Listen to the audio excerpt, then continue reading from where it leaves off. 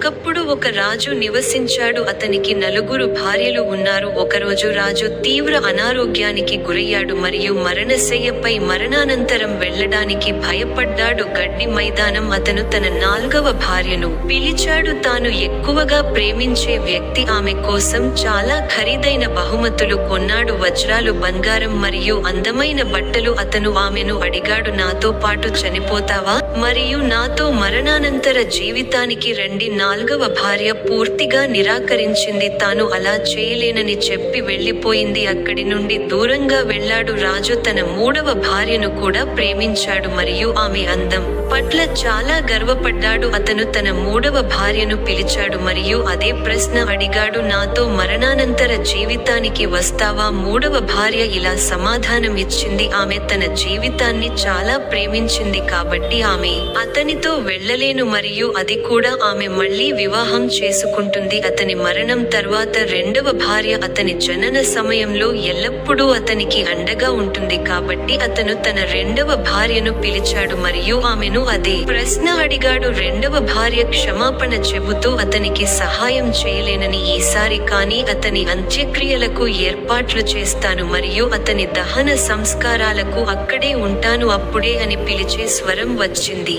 నేను మీతోనే ఉంటాను మరియు మీరు ఎక్కడికి వెళ్ళినా మిమ్మల్ని అనుసరిస్తారు. అది వేరే ప్రపంచమైనా. రాజు చుట్టూ చూశాడు మరియు అతను కనుగొన్నాడు ఇది అతని మొదటి భార్య మరియు అతను అతి తక్కువగా చూసుకున్న భార్య ఇది. అతను సిగ్గుపడ్డాడు మరియు ఇలా అన్నాడు, నేను మిమ్మల్ని బాగా చూసుకుని ఉండాలి మరియు మీ పట్ల ఎక్కువ శ్రద్ధ చూపించాను.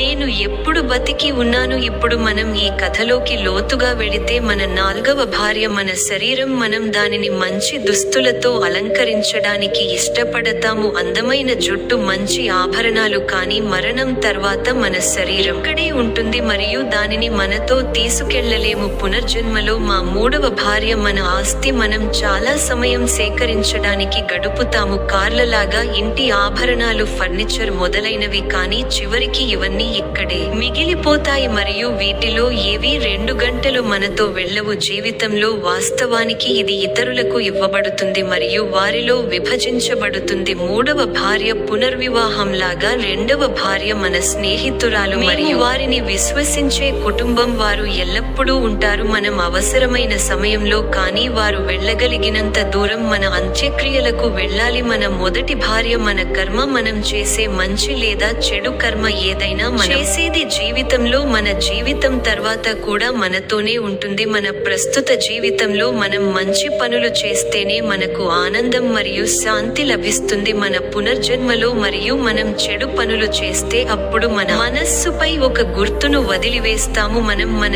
జీవితాంతం దుఃఖాన్ని మరియు బాధను పొందుతాము. ఈ మంచి లేదా చెడు పనులు మీ మనస్సుపై ఒక గుర్తును వదిలివేస్తాము. వీటిని మనం సూర్యరశ్మి అని పిలుస్తాము. సూర్యుని గుర్తులు ఎలా ఉంటాయి? మీ అలవాట్లు అలాగే ఉంటాయి మరియు మీ అలవాట్లు అలాగే ఉంటాయి. మళ్ళీ మీ కర్మ అలాగే ఉంటుంది మరియు మీ కర్మ అలాగే ఉంటుంది. అలా అయితే మీకు ప్రతిఫలం లభిస్తుందా?